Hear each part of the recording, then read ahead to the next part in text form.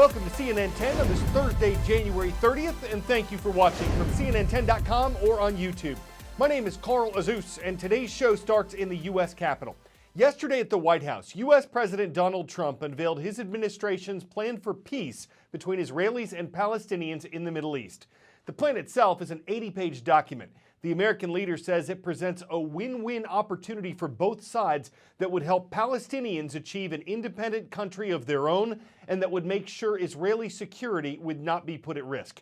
President Trump called the plan a realistic two-state solution that allows Israel to take a giant step toward peace. But like the plans of previous American leaders, this proposal is controversial. Critics say it strongly favors the interests of Israel over those of the Palestinians. And though Israeli Prime Minister Benjamin Netanyahu called it the opportunity of the century that Israel would not miss, Palestinian Authority President Mahmoud Abbas called it the, quote, slap of the century and said there was nothing new in it.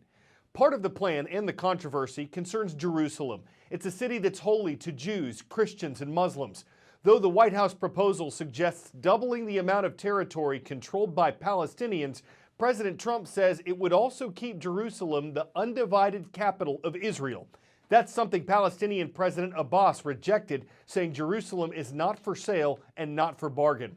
That issue is just one of the disagreements that makes a Middle East peace plan so difficult to achieve. The idea behind a two-state solution is an Israeli state next to a Palestinian state. Two states living side by side in peace and security. That's been the goal of virtually the entire international community for decades. So why hasn't it happened yet? Well, both sides blame each other, but at the center of a two-state solution are some very sensitive and very complex issues. One of those issues is Jerusalem. Both sides claim all or part of the holy city as their capital, but there are also more issues. Borders. Where would you draw the line between an Israeli state and a Palestinian state? Settlements. What would you do with Israeli settlements in the West Bank? And refugees. What happens to Palestinian refugees? All of these are very sensitive issues that need to be discussed before a final two-state solution can be recognized. 10-second trivia. On average, how many full moons are there in a year? 11, 12, 10, or 14?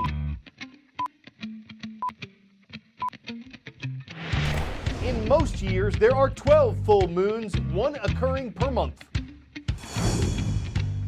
But this year, there will be 13, with 2 full moons in October, and when you have 2 full moons in 1 month, you have what's said to be a blue moon. But blue is just one of the 13 named moons we'll have this year. The others include the worm moon, buck moon, sturgeon moon. According to the Farmer's Almanac, Native Americans gave them these names to keep track of the seasons.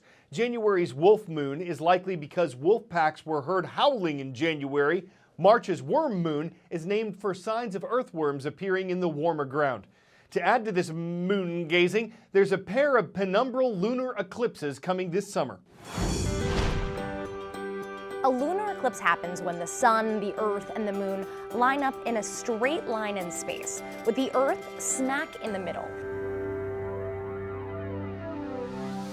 The sun shines light on the earth, which casts a shadow, and as the moon moves deeper into that shadow, it appears to turn a dark reddish color.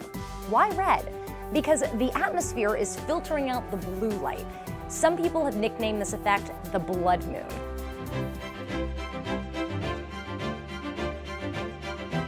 NASA says that lunar eclipses typically happen at least twice a year, but not all of them are total. There are actually 3 different types.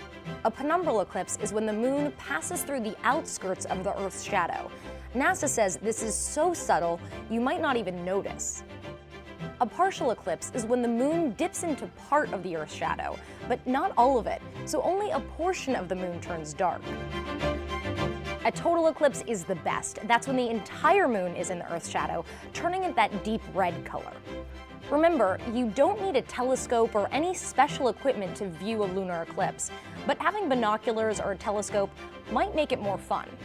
Either way, just go outside, find the moon, and enjoy.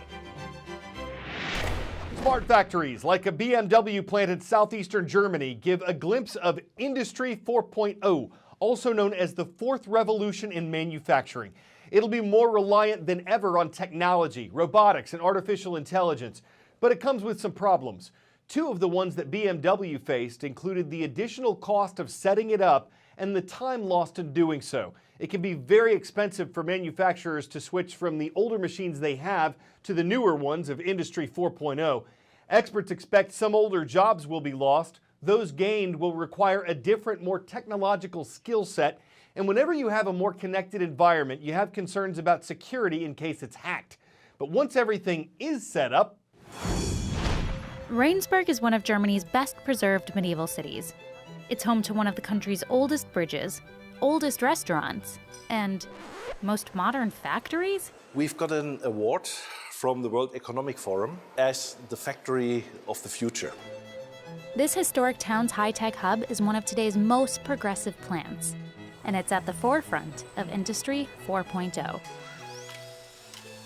Over 100 years ago, an American industrialist forever changed how the world works. Literally. Henry Ford cut the time needed to build cars in half with the industry's first moving assembly line in 1913. And the way we make things has been evolving ever since. The next generation of manufacturing won't just take place on the factory floor. It'll also happen on computers and in the cloud. The smart factory is a smart way of using new technologies, new ideas to get the innovations on the next level. Smart factories are often fully connected facilities where employees harness an endless supply of data to streamline production. These plants could add at least $1.5 trillion to the global economy in the next 3 years.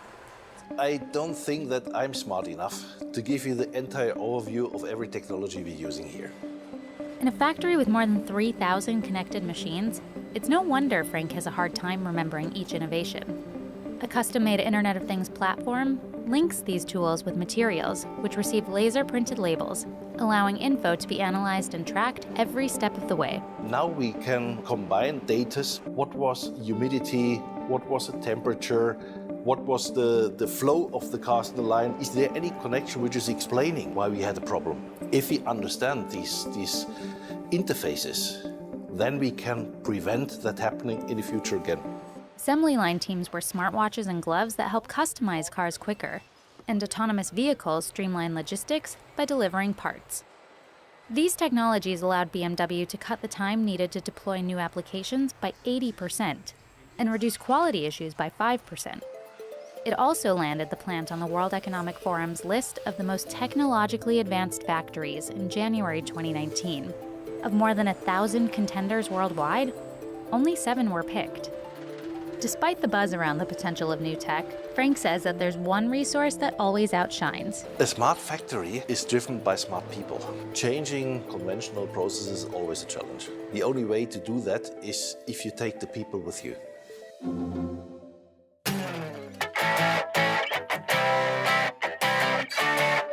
Artist Carrie Johns says she thinks of herself as a big kid. Her favorite canvas is popular with a lot of kids. It's an Etch-a-Sketch, like the plastic kind with the knobs and the 1960 technology and the "it's really hard to do this on one" factor. Johns can sketch a small detailed picture in an hour or two.